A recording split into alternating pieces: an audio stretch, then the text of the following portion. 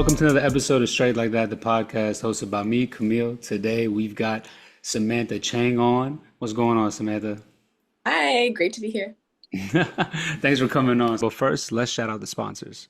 Tasty Mates, a gourmet gummy sweet based in London, England.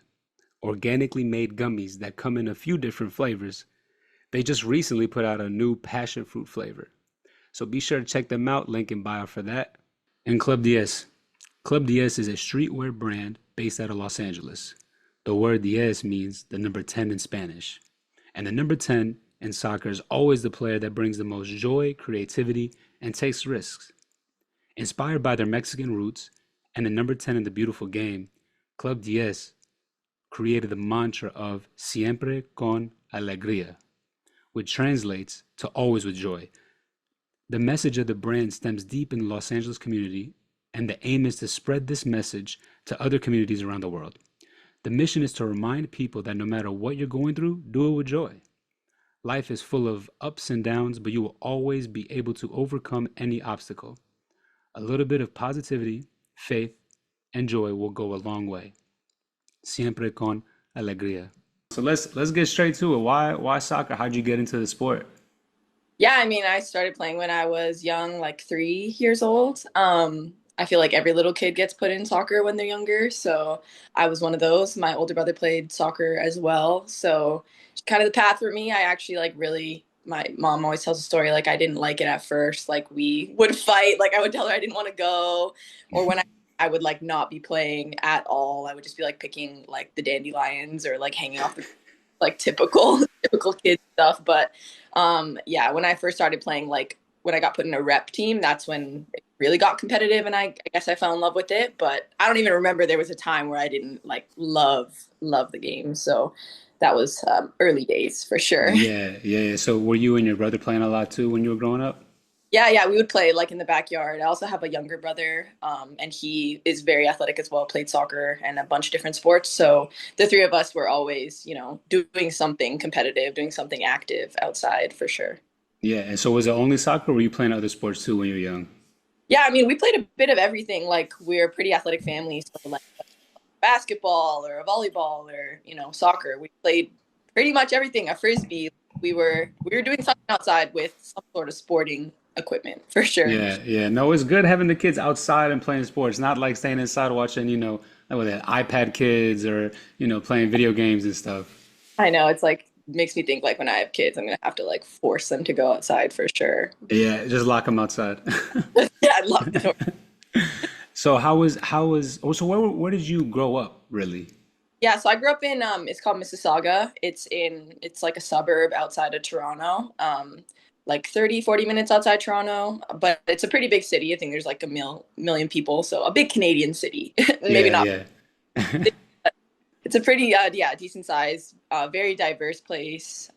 So I really enjoyed growing up there. Yeah, being around, having all different types of friends, and yeah, I loved where I grew up. And what was the scene like over there soccer wise? Growing up, there was a bunch of different clubs in the area, even like a small, decent sized city. There was a few clubs there. I mean, I started like playing like really little at a few of them, like Mississauga Falcons. They're not even a club anymore. Air Mills Soccer Club was like the team I started playing rep at.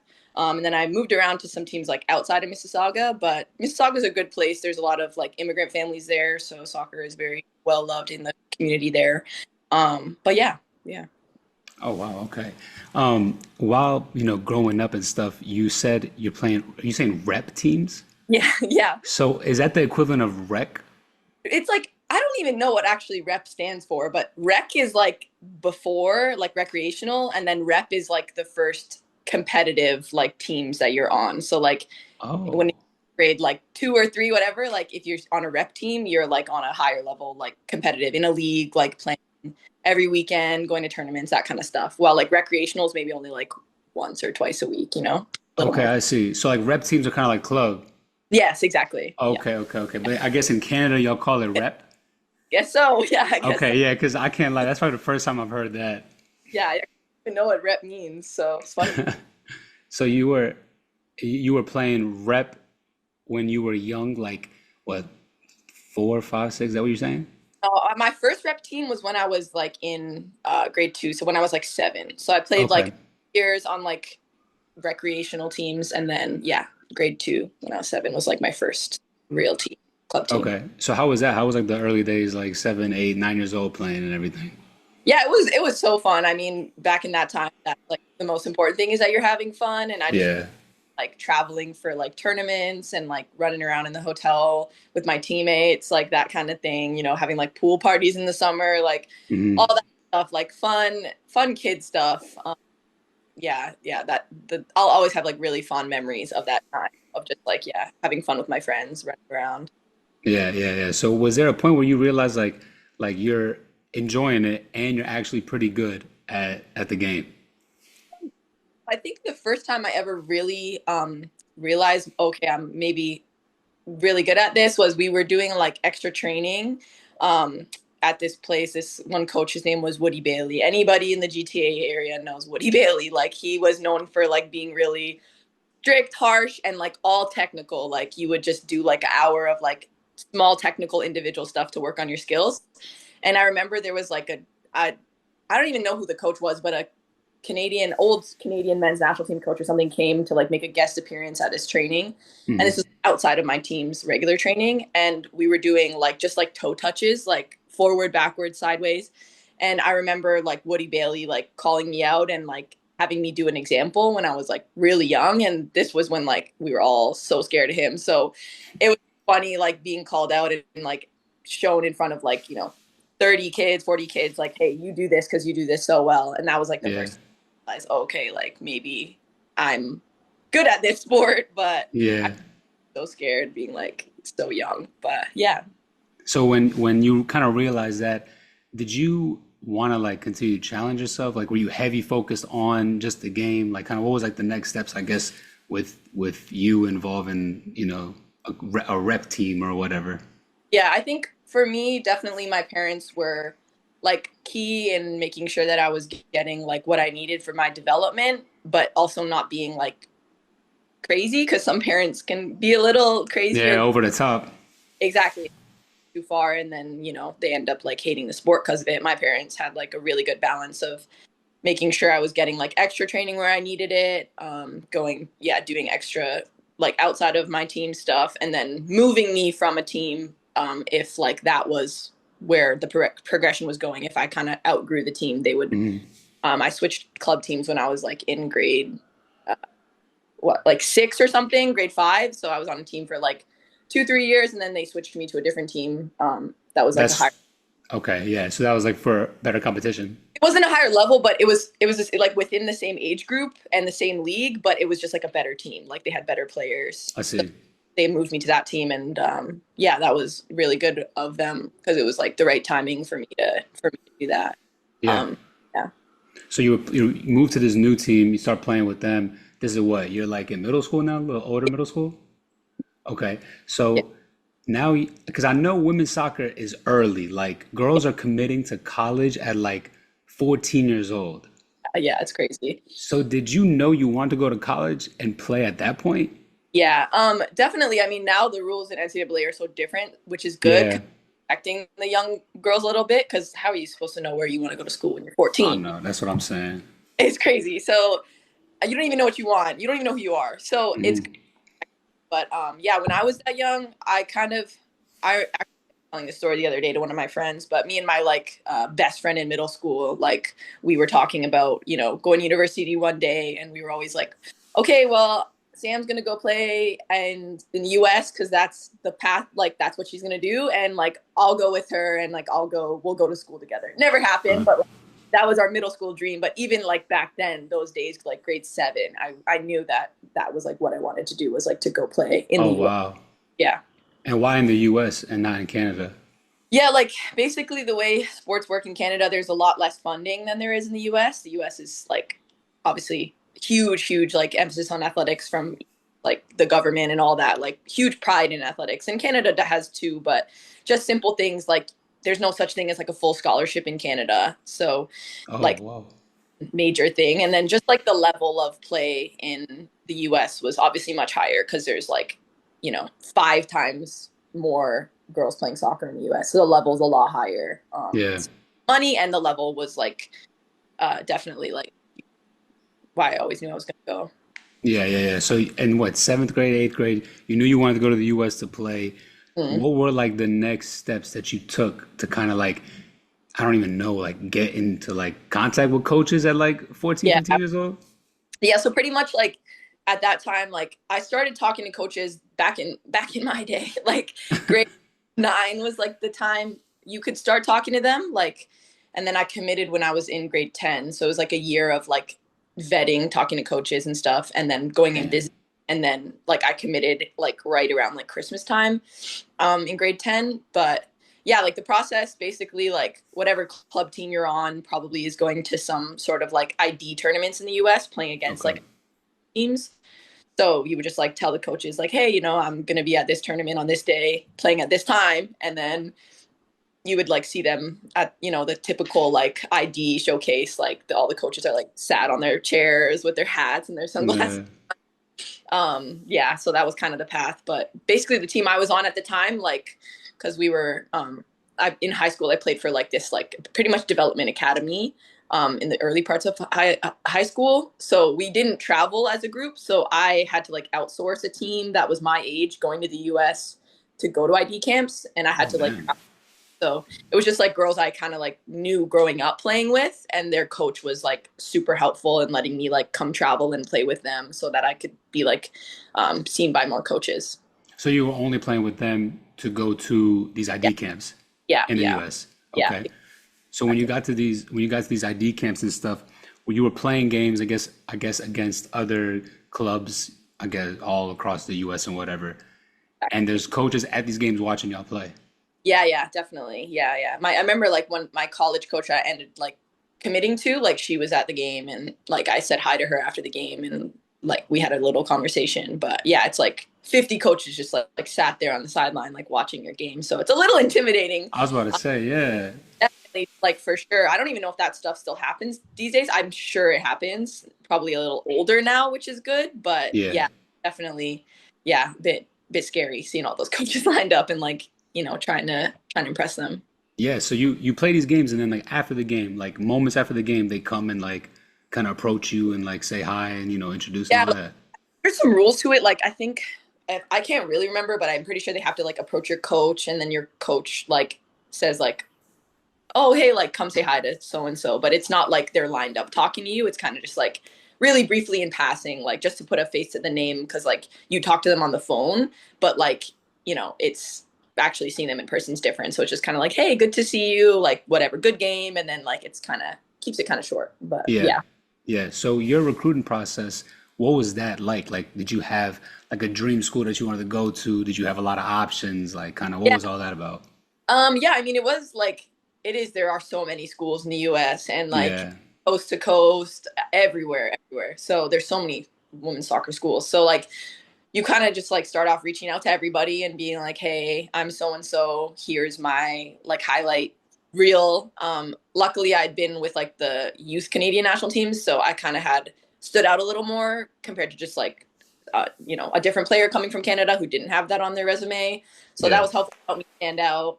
And then yeah, pretty much like you couldn't call them at the time; they had to call you. So you had to like and you couldn't talk to them directly. Like it was such a there were so many loopholes to like the rules that they did. Like they pretty much would text your coach and be like, "Okay, when is Sam available? Like when is a good time to talk?" And then you'd be like, "Okay, I'm free after school at 4 o'clock," and Yeah. then they would call you on your phone and you would talk, but you could never like call them directly, and you could never like set it up. So it was weird. It was like Okay.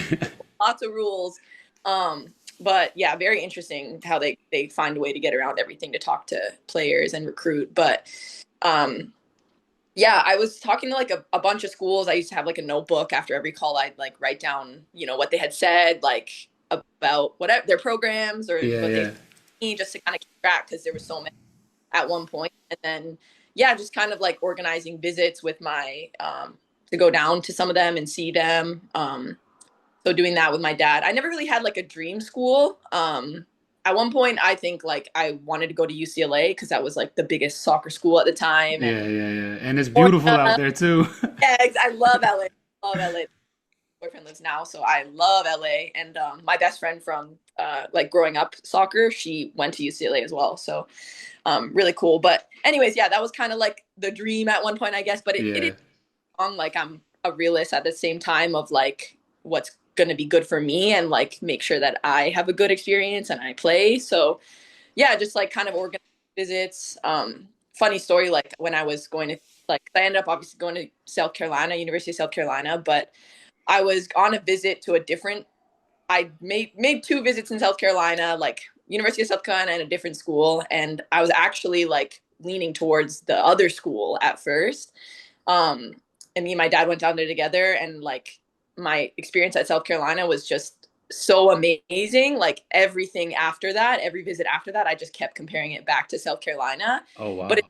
because that wasn't even like my top choice, even just going out of the two. Like I was leaning the other way. So it's just crazy how life works, and it's such a cliche, but for me, it really was like I just knew that that felt right to me, and I would go back there like 10 times if I had the choice for sure. Yeah. Like, Yeah, yeah. And so for the sake of like younger girls going through this process, give us two important things that you were mm. looking for during this whole process.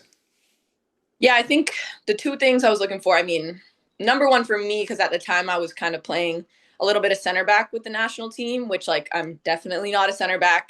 I people that see me play know I'm not. I wouldn't be a center back, but anyways, I was playing center back, and at the time, some schools were kind of wanting to recruit me as a center back because I was playing for the national team as center back. But I knew I wanted to be a midfielder, and that's what I wanted to play in college. So I think if you're like making sure that you're getting recruited for what you do, like whether that's the position you play or like the strengths that you have, making sure that that school aligns with the style of play you have. And I know that's kind of hard to figure out when you're young because you don't really know what to look for to find those things, especially like style of play. But just Yeah. try and like watch like 2 or 3 games of the college you're looking at just to see, hey, like what do they do? Do they kick it? Do they try and play? Like, are they athletic? Are they like, kind of more European wit style of like keeping the ball and technical? So just try and like see if their style of play and where they want to play you is matching up with what you want for yourself. And I think the second thing is trying to find a good balance of like soccer stuff and then off the field stuff. Like, if you're not sure what major you want, which I wasn't, I knew I needed to go to a school that was big enough and had options for me to like, you know, choose. Like my boyfriend, his team, he played soccer as well in the US D1, and like his teammates, it was a really small liberal arts school, and like a lot of them just ended up doing like accounting or like you know data sciences, like analytical stuff, because they didn't have a ton of options. So Yeah. making sure if you don't know what you want to do as like a job later on after soccer's done, then maybe choose a bigger school so you have different options, because that is something you're going to have to think about eventually as a women's Facts. soccer. That's major. That's major. Not just women's soccer, any sport. Yeah, true. Any Yeah, sport. very true, very true. Unless you're like, yeah, top five basketball player or something, Yeah, then then you're not worried about that. you never know. Injuries can happen, anything can happen. So That's true. That's true. So boom, you show up to South Carolina day one. What's it mm. like? What's the change like? Because I know that's different than outside of Toronto. I know Columbia, South Carolina. That shit Yeah, is not Toronto. no, very different, very different. So I was actually injured my first year with my ACL, so I was out my first year, but it was nice because I got used to like the city and university life, and just kind of What they took call it? They call it cola? yeah, cola, exactly. Cola, yeah, yeah, yeah, yeah. Yeah, soda city cola, whatever. So yeah, like culturally South Carolina is very, very different than like GTA, but I feel like GTA is like the greater Toronto area, so it's like the Mhm. whole surrounding cities around Toronto and Toronto. But yeah, What's that? like That's like Brampton, Brampton, yeah, exactly. Mississauga, Western Road. yeah, I think Weston Road is Toronto, but like it's just outside. Yeah. Like Shit, I Star only know that because of Drake, so I don't know too much about that. Weston Road flows. Yeah, I Yep, know. exactly. Oh, so funny. So very different South Carolina. I mean, my school was like predominantly like my classmates and stuff were predominantly like white. Um, so that was a bit different Colombia is a bit more diverse as a city, but definitely like I'm half Asian, like hardly any Asian people walking around. Like Yeah. it's funny, me and my I had a teammate at the time. Her last name was also Chang, and she was half Asian as well, half Korean as well. So we used to tell each other we were sisters all the time. Like we would just play people, like we would just lie, and we They would will just like believe it too. I bet you they believe it too. oh my god, you guys look so alike. I knew it, and like we don't look alike at all. Like half Asian, that's like we don't look alike. She's got dark hair, eyes, like it's so funny. So we played a lot of people, and then like it's funny because years down the road, I like soccer world is so small. I'm playing professional in Denmark, and this girl played against us in the SEC, and she was like, "Oh, you had a sister on the team, right?" And like I was like, "Oh my god, the joke made it so far, like It made it to Denmark. all the way to Denmark. Somebody's believing it." So it was just funny. So yeah, like lack of diversity, people just believed like, "Oh, these Yeah. same." I mean, we did have the same last name, so it's a little, we were tricking them, but Yeah. yeah, it's really funny. But lack of diversity for sure. I mean, even on my team in general, like at one point, I think there was literally only like me, the other Chang, and then other friend JY. Like we were like the only ethnic girls on the team. There were a few younger, like other like black girls, but yeah, it was very, very sparse in the diversity category. But I think that's kind Mm. of a lot of women's soccer in the US in general. I think now it's changing a little bit. You can see on like the women's national, there's a good diversity now, but Yeah. yeah, it still needs to grow for sure. Definitely. Yeah. Yeah. So you hurt your first year. You're enjoying cola, it sounds like. So going into, I guess, your first season of being able to play, kind of what were your goals going into the season? What were you looking forward to? Stuff like that.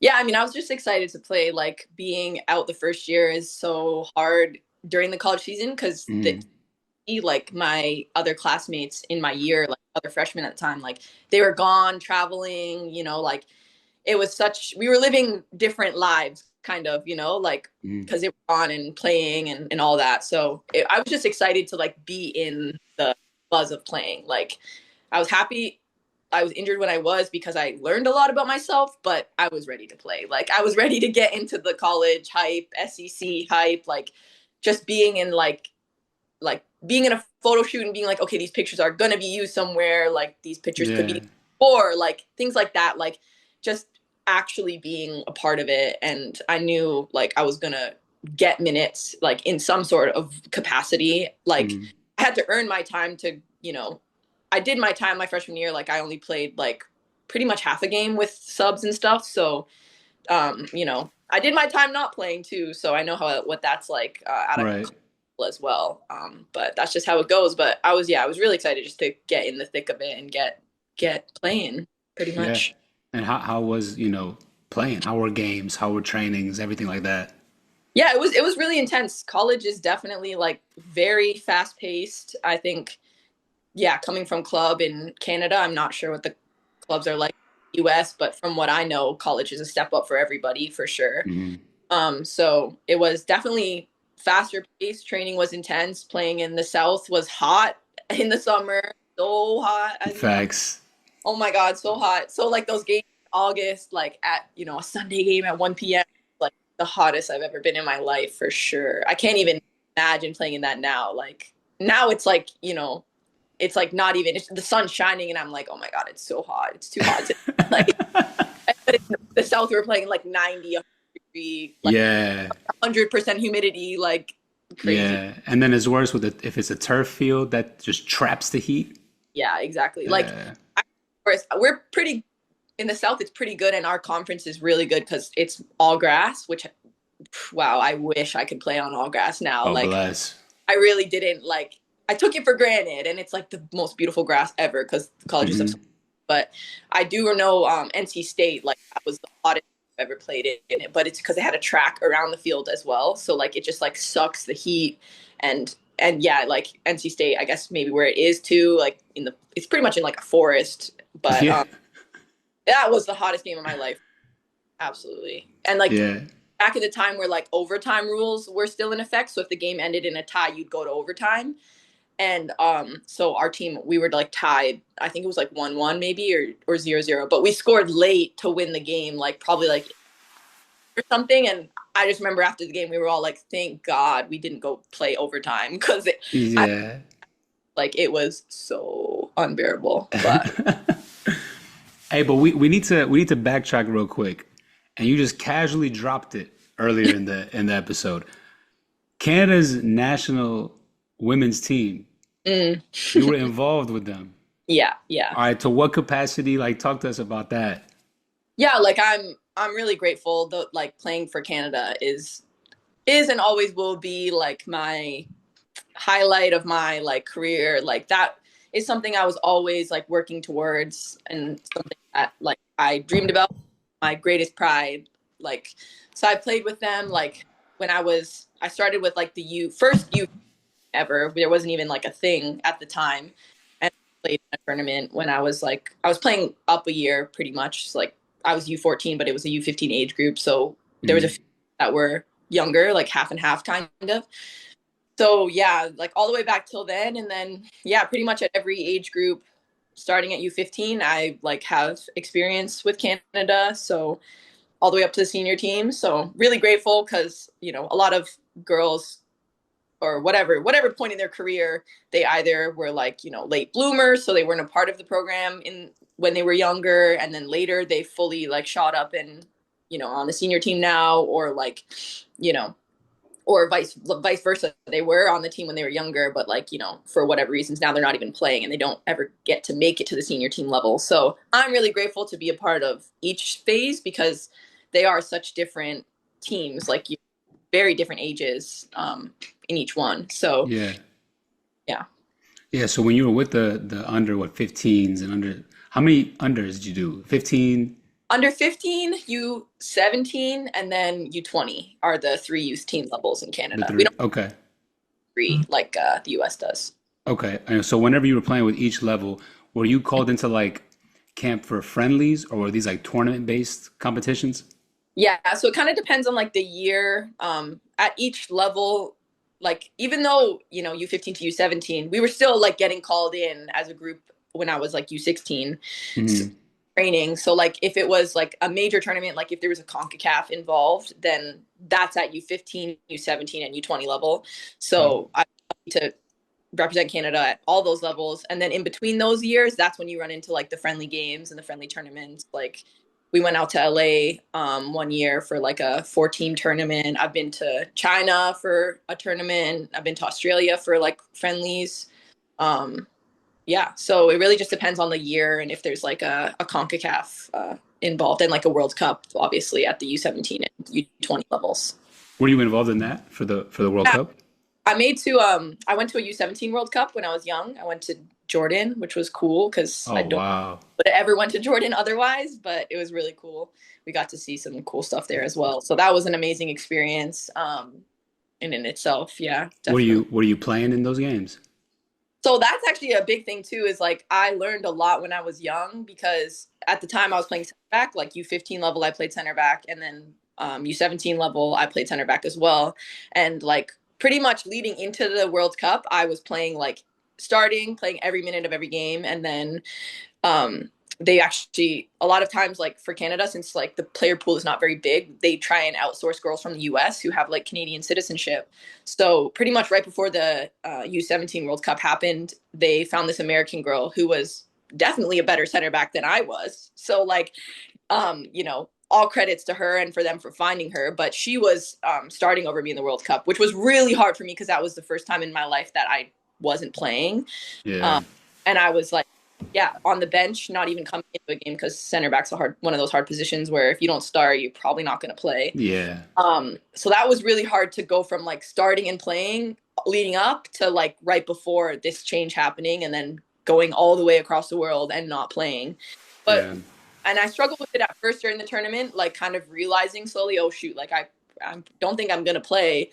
But then halfway through, like I don't even really know what the switch was. I think it was a conversation with one of my coaches at the time who was like a Canadian national team legend. Like I remember like me and her were both crying in the meeting, if that is any consolation to how that, but she basically just reaffirmed to me that like, any your career will be long. Like if you want it to be long, it can be long. And just because you're not playing now doesn't mean that one day you won't be playing. Like, and my thing was like, I was feeling like I'm a midfielder playing center back and I'm not playing at center back. Like, and it was hard for me to kind of accept, but she was like, you never know what's going to happen in your career. Like Yeah.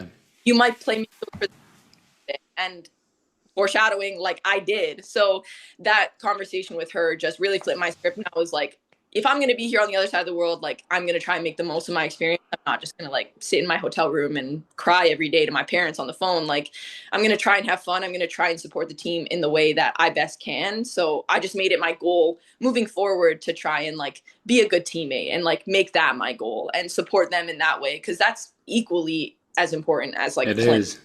for Yeah. sure. You don't have a good environment off the field, and if your subs don't have a good attitude in supporting the players on the field, it can feel like isolating almost, even if you're playing. Like that box is being checked, but so much of sport, team sport, is being like emotionally supported by your Yeah. team. Yeah. So that was what I learned during that, and that has carried me a long way in my career, and I'm happy that I learned it earlier compared to later.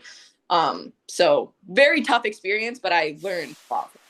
Yeah, yeah, yeah. There's always lessons in everything too. So like it's good that at a young age you realize that and that coach helped you. I mean, y'all could probably cried about I don't know how long, but it was worth it at the end of the day. Yeah, exactly. So Yeah. you say you also have some appearances with the senior team. Yeah.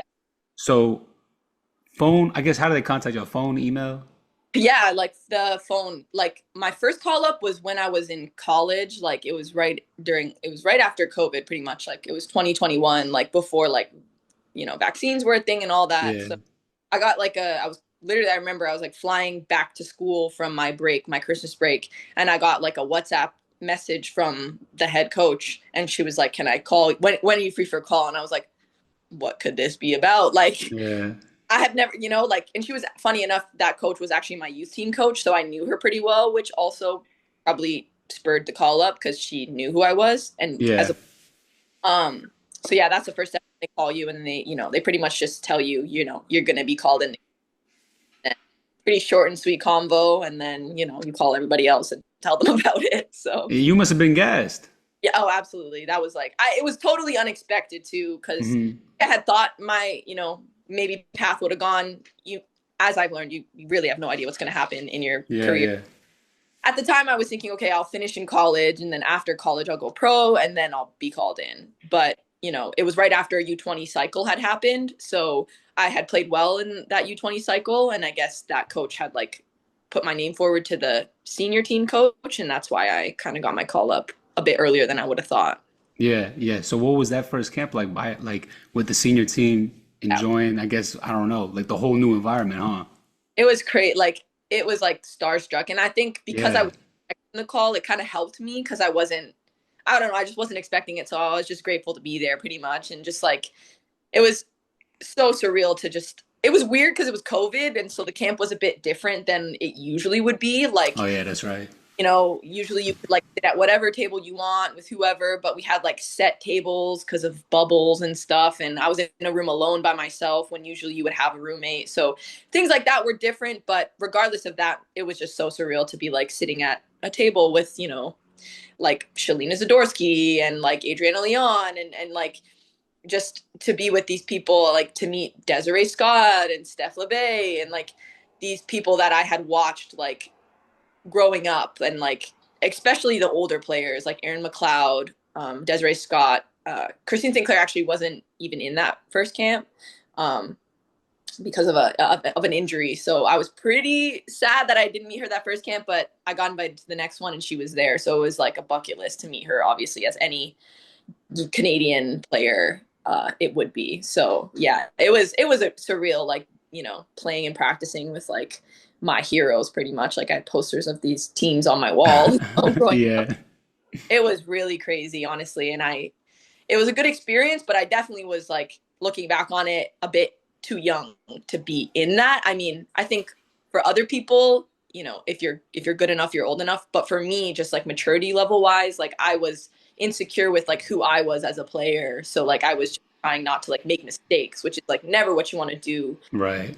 to play your best. Mhm.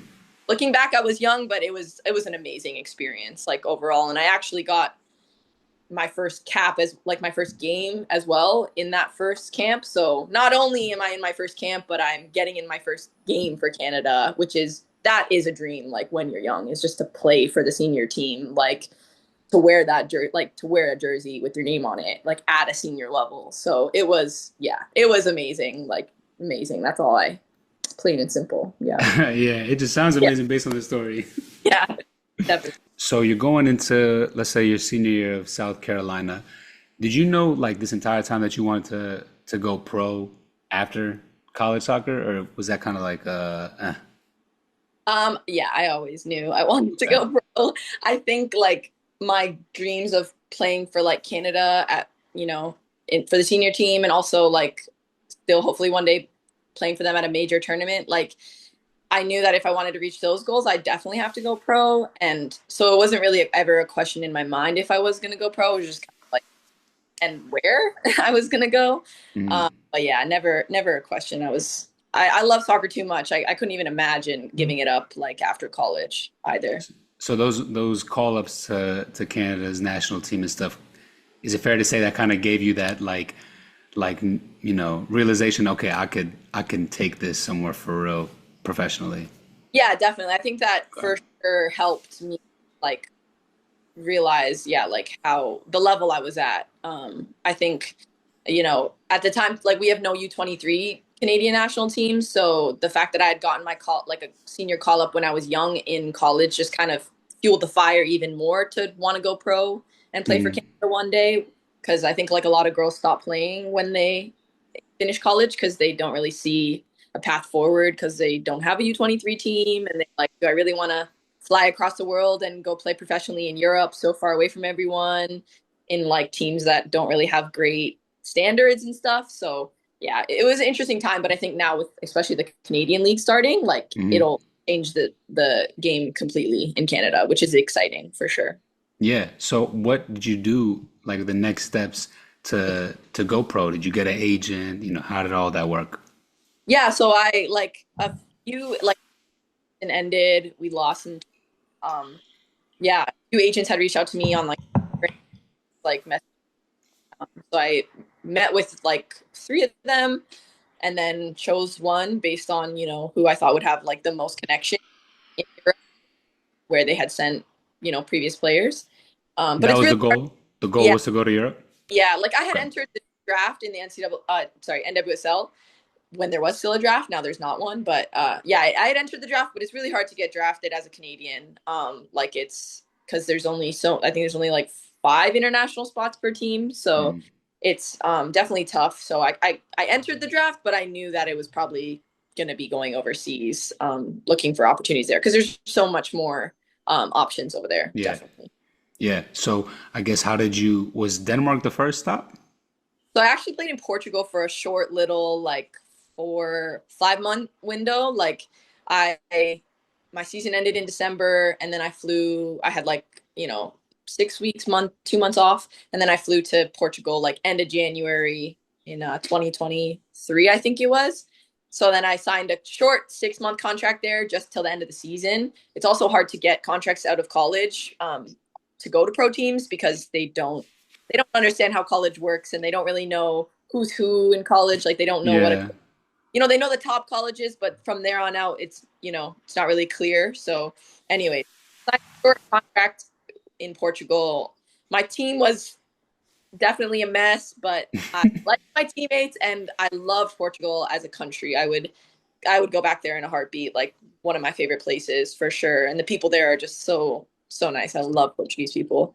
And yeah, and then so 6 months there, and then I went to Denmark after that for a year and a half. Straight from Portugal there, or did you go back home? I went home for the break and I switched agents actually. And then yeah, I was home for like 2 months and then Mhm. Denmark.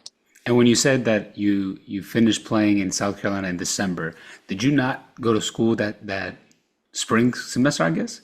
Yeah, so I actually, because of my situation, I like had torn my ACL, so I had a redshirt year. So I was there for like 4.5 years. So Oh, I um, see. I finished my undergrad, and then I did like a little graduate degree for like 6 months, and then yeah, and then left. So that was a quick turnaround. So you're in South Carolina, and then in what, 4 to 6 weeks you're in Portugal. Yeah, it was crazy. Like our season ended like yeah, beginning of December. My parents drove down to pick me and all my stuff up from college like mid-December and then yeah, like end of January. January was like the most stressful month of like I think any professional women's athlete can say the same. It's just like you literally have no idea. Like you're used to going from college where like okay, every preseason we're going to be here at this time and then it's going to Yeah. end in December and then we're going to go home and then we're going to come back for the spring. Like it's so set in stone for like 4 to 5 years depending how long you're there. And then literally it's like the wild wild west. Like you have no idea when you're going. Like I found out on like a Thursday and then I flew on a Sunday to Portugal. Like I Jesus. stuff like and then I was like kind of sitting on call for like 2 weeks, like just being like, I don't know when I'm leaving, but like I'm probably leaving in the next 2 weeks. Like it's just crazy. It's crazy. Wow. Okay. So you go to Portugal, you enjoy your time there, you play well, you go back home. Was Denmark like the goal or No, the best opportunity? it was his best opportunity. Yeah, like they qualified for Champions League, so that was like a big goal for going to that team. Is they had like I was going to play in Champions League games, so that was a huge pull. And they had a good track record of like having players come in and go to bigger clubs from there. So it was yeah a good sell for sure. And I already knew a player there, Emma Regan. She plays for Toronto in our league and the Canadian national team as well. I had known her from like our U15 Canadian national team days. So I know her for like a decade. So talking to her also was really helpful. Knowing somebody there because it's just a toss up in Europe, like whether your team's going to be a good situation or not. So having Mm. to get trusted there, who I could be like, okay, what's actually the deal here? How are the coaches? How are the facilities? Like all that was like extremely helpful. I actually think that's like the most important thing going to Europe. Maybe if you don't know somebody, but if a team has a good amount of international girls, it will like make or break your experience. If you're the only international there, it's going to be tough. Tough. Yeah. Yeah, for Yeah. sure. So having someone there kind of helps smoothen the transition over to Yeah, Denmark. yeah, exactly. Yeah, for Okay. sure. And Denmark was it was an easy going to Portugal because the language barrier in Portugal was like really drastic. Like I had lots of teammates who not lots, I'd say like probably a quarter of them didn't speak much or if any English. And the coaching was all in Portuguese. So I was like, sitting in the meeting, Oh. like a translator beside me, like so it was very different. While in Denmark, they all speak English in Denmark. So the coaching Mm. was in English, all the meetings were in English. We were learning on the side as internationals, which was like a fun experience, but soccer wise, it was like night and day difference for Oh sure. wow. Okay. So how was playing over there? Did you find success on the field and everything? Yeah, yeah. I mean, both places, like I kind of came into my own. I like going to a new club, it because nobody knows who you are. They might know who you are on paper, but they don't see you. When I first got to Denmark, it was really good. Like the players we had on paper were really good. We had a lot of experience through, girls that had played with like the Danish youth national teams, or even like there was a player that was a bit older, had played with the senior team in Denmark and also played at Man City. So she was Damn. a midfielder as well. So it was really good for me to play with her and see kind of, you know, her experience as well. We had a girl who's now at Sporting who is an English player. Yeah, it was a really really good team. We didn't like place the way we wanted to. We came third, but on the field it was just like it was really good to play with my friend who I had known from the youth teams Mm. in Canada. She's a midfielder, a really good player too. So I just was very comfortable there. Like there was a lot of players who I had really good connections with off the field that translated to like having good partnerships on the field, and being like ready to like fight with each other and for each other. So yeah, I really enjoyed it in Denmark for sure. The second year was a bit tough because the turnover rate on that team was really fast. Like every most contracts were like 2 years, so Mm. every other year, like almost half the team would leave. So like we had like 10 girls leave in the summer. Jeez. after my first year. So it was like almost a totally new team minus like a few core people. So my last 6 months in Denmark were a little tough, losing a lot of quality. Like girls had moved on to some really good teams. So Mm. that was a bit tough, but yeah, I learned a lot more about just having like taking that ownership, like if you're not going to be surrounded by maybe as high quality players, you have to do more yourself to affect games and Yeah. create chances. So that kind of helped me settle into my own of yeah, like some of my good qualities too. Yeah. So you were also saying that y'all qualified for Champions League that first season you were there? Yeah, so they had qualified previously, like the previous year, and then I came in the summer and we played in it was like pre-qualifications for Champions League, so we actually only played in like one game. And we lost, unfortunately. So it was like a tale of two halves. Like first half all over them, literally like training drill, practice, should have probably scored like at least 3 goals. And then second half they made a formation change and we didn't know how to handle it. And they scored off Man. like 2 set pieces and then that was our Champions League run. But it's cool to say I at least played, I have a cool like screenshot of a like match day banner with like the Champions League logo. So that's cool. Oh, yeah. It's pretty cool. So that's also a dream. I grew up playing watching Champions League like, all the time. I come home from school, like a 3 p.m. kickoff and watch, Yeah, yeah, yeah. Barcelona, Real Madrid, like everybody. So yeah, it was cool to have that and see that.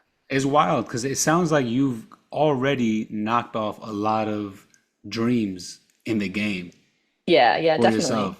Playing for Hmm. Canada's national team, playing Champions League.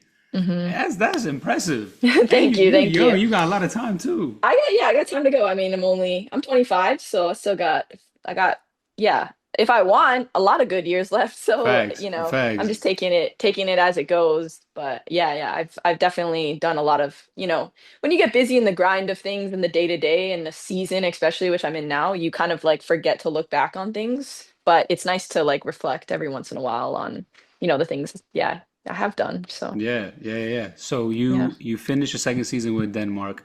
What Mhm. was the next move? What was the thought process on the next move? Stuff like that.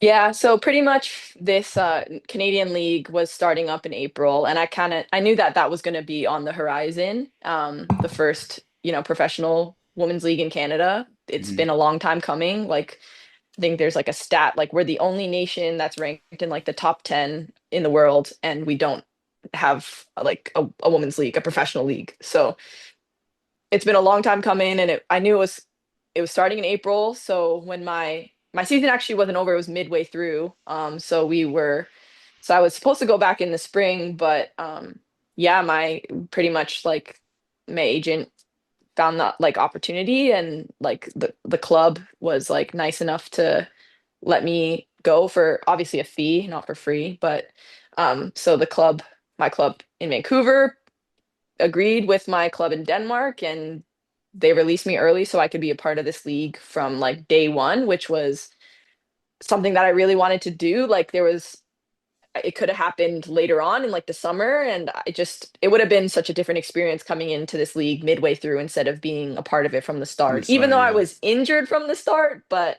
so I did miss out on some really cool stuff, but I'm healthy now and I've been playing you know, past like I don't even know how many games. So yeah, I'm really happy that that worked out for me to come when I did. So you were a part of a transfer deal? Yeah, I was. Yeah, the You big, know, Fabrizio Romano is posting me. this Here is we crazy. go. Here we go. You might be the first person I think that's been on the pod that's actually been a part of a transfer, like a Oh, proper really? European, Yeah, to another okay, club. cool. All That right, is note that. Write crazy. that down. That is because you're saying all this, and I'm like, you basically Dang. making it sound like it's a transfer. You're And that's what downplaying it the hell was. out of it.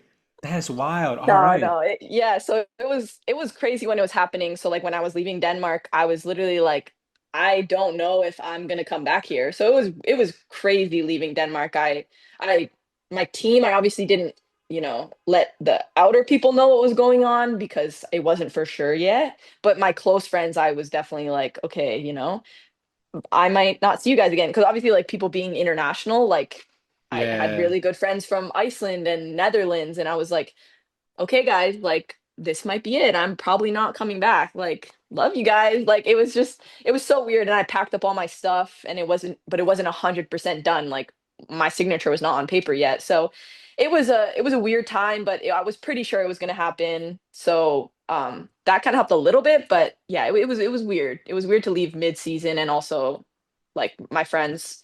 But yeah, you got to do what you got to do. That's the soccer Yeah. world sometimes, you know?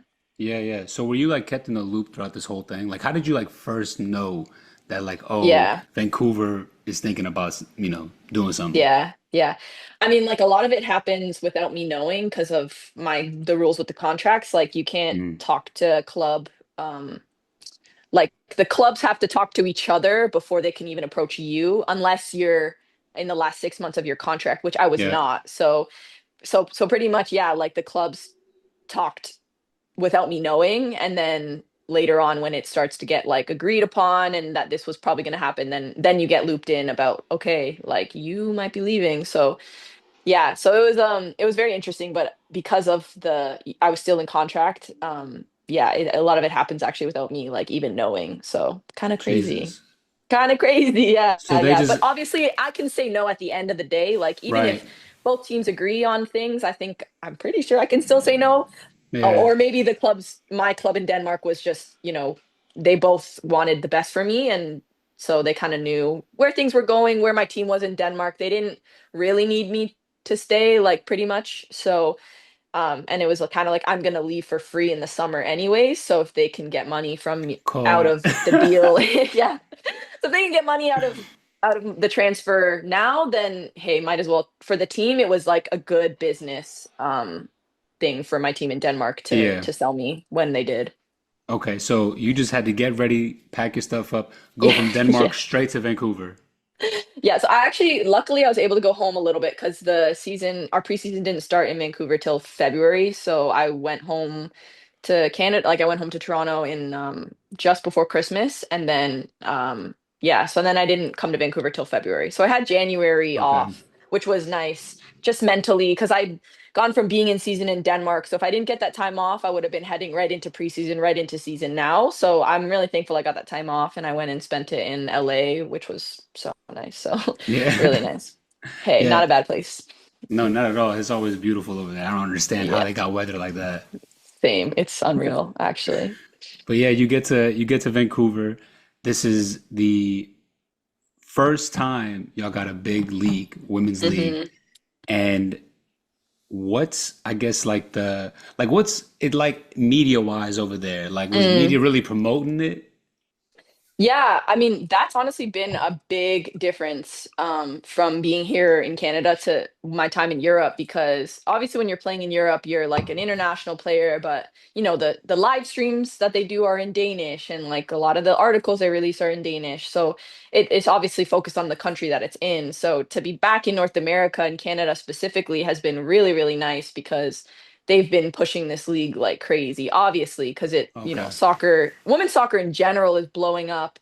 And the Canadian team has been, they have great supporters in Canada for a long, long time now. So this league was coming like long time. Like even some of we have a supporters group here in Vancouver and we had like an open practice and they came and they talked to us and, they said like, they started the supporters group before there was even a coach. Like they have been Wow. locked in since day Yeah. one of the announcement that like a team is coming to Vancouver. So, the fans here have been unbelievable. Like our atmosphere at home games, like I love playing at home and yeah, I love it here in Vancouver so much. And it's been the hype around the league and the hype around our team in Vancouver itself has been really, really good.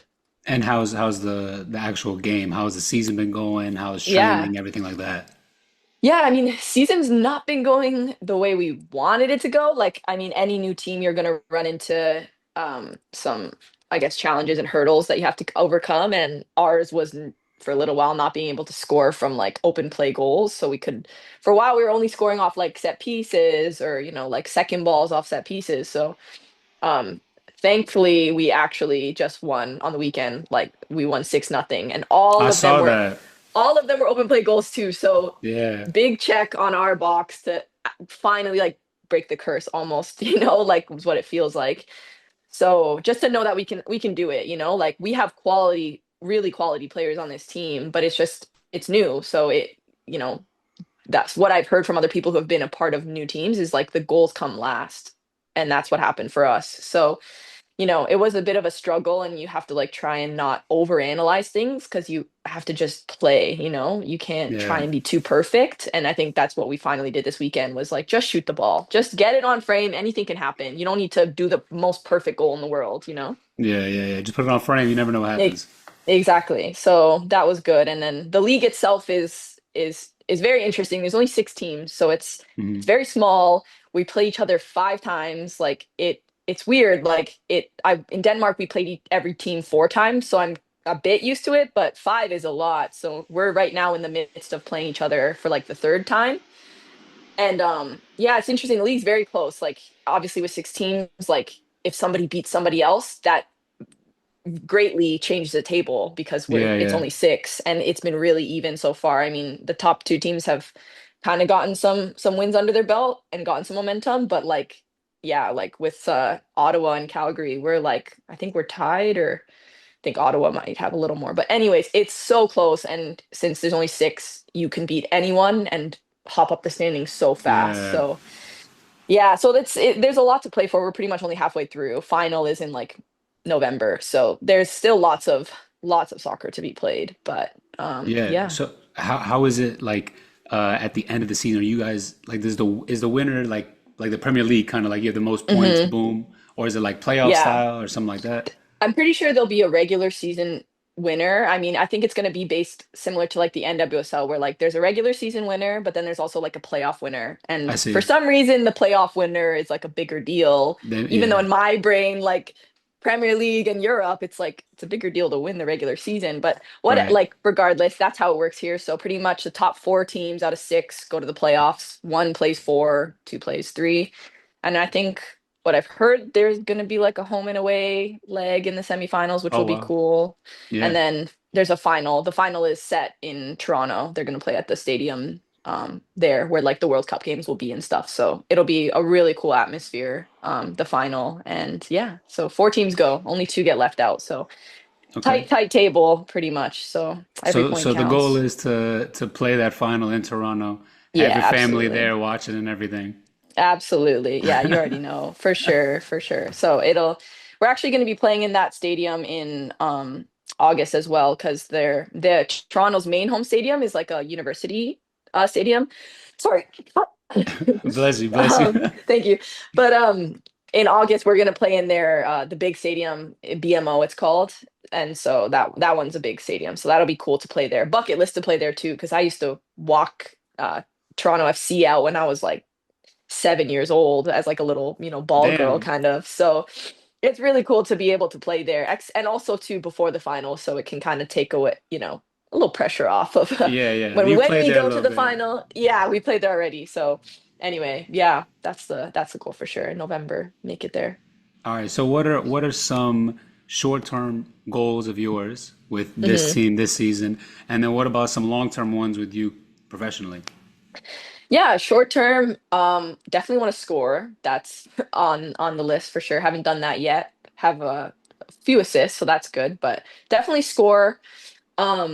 Yeah, and just try and like be dominant every time I step on the field. That's always my goal. And yeah, in general, as a team, we need to win. We need to win games against the teams above us. That we've been, pretty. We've beaten the teams below us, but we need to look up now and get points and move up the table for absolutely sure. Give ourselves a little breathing room when it comes to the end of the season. Yeah. So that's a main goal short term for this team. And then just yeah, like career wise, I mean, like I'm not the more I learn in professional, you can't really plot your path. Like opportunities come when they come and you can't really predict that and control that. Like even if you would have told me a year ago I'd be here in Vancouver, I don't think I would have believed you, like actually, genuinely. So you never know what's gonna happen. I mean, it'd be cool to go back and play, in a big club in Europe. Obviously, growing up playing, watching, Champions League, Yeah. playing for like a top club would be a dream. Um, and going back there, but that's not, it's not a be all end all, but that'd be cool to do that. And then, play in the NWSL as well. It's a great league, and they have a lot of promotion and support from fans. So that'd be cool as well. So either one of the two. And then for Canada, my goal is to play in a major tournament for sure. Whether that's an Olympics or World Cup, either one. So yeah, that's the goal. That's the grind. That's what, yeah, Keep keeps me going. going. Yeah. Yeah. And the World Cup is what, 27? It's 2028, 28. I think. Yeah. What? Am I thinking? It's not in Yeah. Canada, is it? No, the next one. Where is the next one? I don't even know. I should know that. That's so bad. No, I just had thought that it was, I think, or was Well, it one? there's an Olympics in 2028, which Canada, Yes. would have to qualify for. So and that's in LA, which would be Yeah. amazing to be a part of because my boyfriend lives in LA. I love Yeah, LA. yeah. So that'd be cool. So that's the next major tournament. And I think 2029 or that's so bad. I should know it. It might be 2027. Yeah, yeah, because I think yeah, it's a men's World Cup and then a women's World Cup is always like back to back. Yeah, So yeah, yeah. 2027. Was there one in Canada though? Or my Yeah, 2015 was in Oh, Canada. okay, never mind, never mind. Yeah, I yeah. think okay, okay. Yeah, Yeah, yeah. I don't know where 27 No, is, it's but all good. we're gonna see you there though. Yeah, We're exactly. gonna see you there. Exactly. Yeah. Wherever it is, I'm gonna be there. Yeah. Thanks, Let's thanks. yeah. Yeah. Let's get into a couple of questions about you off the pitch. Hmm. All right. Before a big game, what are you listening to? Who are you listening to get you kind of ready?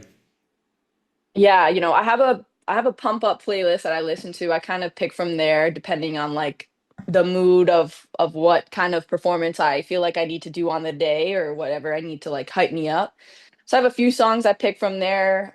I really like her music crazy, but it's good for pump up. Rico Nasty, she makes good crazy pump up music. So I really like her. Drake's always a go-to as well. And Pop Smoke also like he makes some good pump up music too. So I have a few songs from the playlist that I pick from depending on yeah, the mood. Okay, okay. Hmm. First, so this is I gotta ask this question first. Mm. How heavy into fashion are you? Yeah, I love fashion. Like I'm a big thrifter. Like that's my Okay. thing. I love going thrifting. But yeah, I've always really liked fashion. Like growing up, I would always watch like YouTube videos of people like putting outfits together. And now with the whole TikTok scene, like that's a huge community over there. So Yeah. yeah, I love fashion. Like it's also fun being back in North America because game day fits are a thing over here, and that is really fun You know, to be that's a part crazy. of. Everyone says that who's played out Hmm. in Europe. They say like you have to wear like the little polos they give you or the Yes. little tracksuit. Yes. That's Yeah. So wild. it's so, yeah, you have to wear like team gear. So being back here in North America is so fun for like the first time in like, yeah, since we really didn't put together game day fits in college. That wasn't like a thing at my college, but Yeah. that's been so fun for me too. Like, I don't let it take away from like my focus in the game, but it's fun like the day before, the night before to like look in my closet and be like, okay, what pieces am I going to wear today? So it's been so fun to honestly do for sure. Okay, so with that being said, Hmm. you're playing a home game, big home game. Hmm. You got people coming to watch you. Yeah. What is the outfit you pulling up to the stadium in? Yeah. I feel like it depends on the weather for sure. Like All sometimes it's right. hot, sometimes it's cold So here. So that is a factor. let's do fall in Vancouver. That might be Okay, even fall colder. Vancouver. Yeah, yeah, definitely a nice pair of shoes, like whether that's like a sneaker or like a loafer, depending on what the rest of the fit looks like. So Okay. there's that. My go-to shoe I just got New Balance 1060s, I think they are. The one that kind of look like spaceship alien kind Yeah, of yeah, vibes, yeah, with the round I bottoms. yeah, exactly. Mhm. So I got those. So those have been like a go-to lately. So I wear those with like a nice like wide leg pant.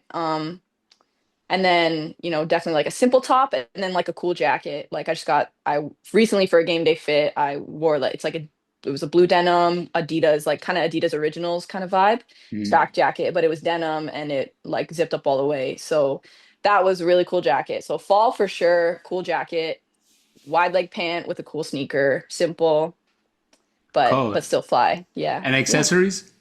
Sunglasses for sure. That, definitely Oh. adds to it. Absolutely. Absolutely. A bag, maybe, depending on the rest of the vibe. But Yeah, for sure. For sure sunglasses though, Sunglasses definitely. on or sunglasses on the head? It depends on the sunglasses. Like if it's a statement piece, then you're definitely putting it on. But if it's a little more, Yep. chill, a little laid back, then just on top. But depends. Okay, okay, Yeah. okay. You might Mm-hmm. know a little bit about fashion because that's an important point right there. Yeah, hey, yeah, depends.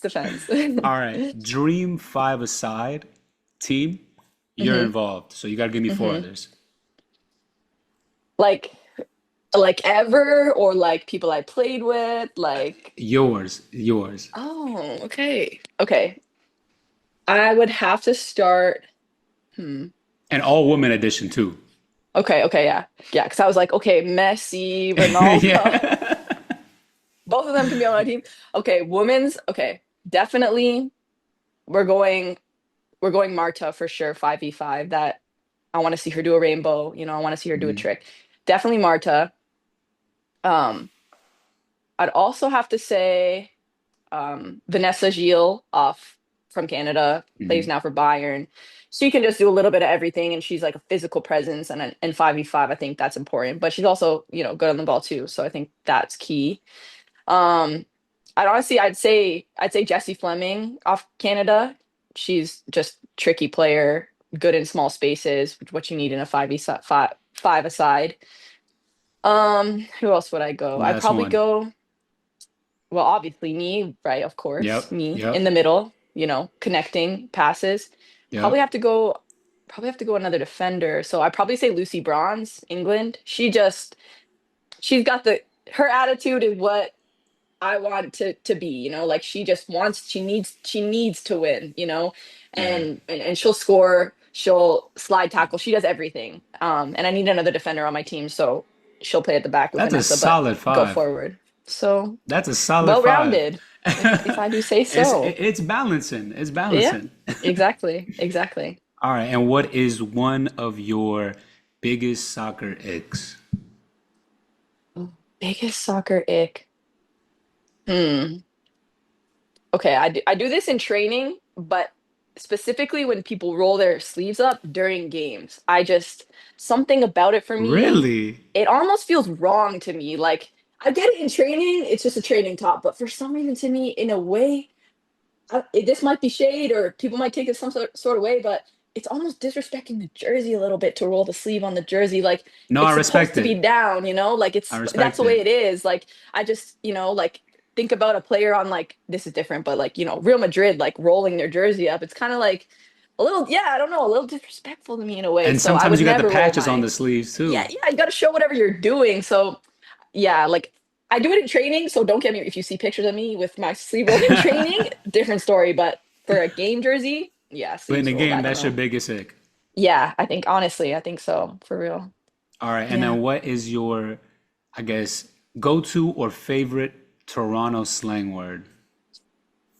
Um, Don't be over here saying Definitely. like "What's good, Crody" and all that.